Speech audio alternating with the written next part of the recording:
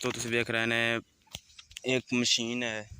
ਦੋ ਬੈਲਾਂ ਦੀ ਮਦਦ ਨਾਲ ਪੱਠੇ ਮਸ਼ੀਨ ਚਲਾਈ ਜਾ ਰਹੀ। ਜਿਸ ਤਰ੍ਹਾਂ ਪਹਿਲੇ ਪੁਰਾਣੇ ਵਕਤ ਦੇ ਵਿੱਚ ਦੋ ਬੈਲ ਹੁੰਦੇ ਨੇ, ਉਹਦੇ ਨਾਲ ਮਸਲਨ ਕਿਸਾਨ ਆਪਣੀ ਜ਼ਮੀਨ ਨੂੰ ਕਾਸ਼ਤ 'ਤੇ ਚਲਾਏ ਤੇ ਆਉਂਦੇ ਹਨ। ਇਸ ਤਰ੍ਹਾਂ ਹੁਣ ਪਹਿਲੇ ਅੱਜ ਦੇ ਦਿਨ ਦੇ ਵਿੱਚ ਵੀ ਪੁਰਾਣੇ ਰਸਮ ਚੱਲ ਰਹੀ ਹੈ। ਕੋਈ ਉਹਦੇ ਵਿੱਚ ਮਸਲਾ ਨਹੀਂ ਹੈ। ਮਸਲਨ ਪੁਰਾਣੀ ਰਸਮ ਅਸੀਂ ਉਹਨੂੰ ਕਿਉਂ ਚਲਾਈਏ? ਪੁਰਾਣੀ ਰਸਮ ਚੱਲ ਰਹੀ ਹੈ ਜਿੱਥੇ ਬਿਜਲੀ ਨਹੀਂ ਹੈ।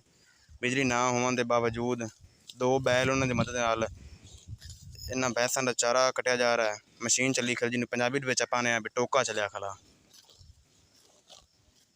ਤੁਸੀਂ ਵੇਖਣਾ ਦੋ ਬੈਲ ਹਨ, ਦੋ ਦੰਦਾਂ ਦੀ ਪਾਉਂਦੇ ਨੇ ਪੰਜਾਬੀ, ਦੋ ਦੰਦਾਂ ਦੀ।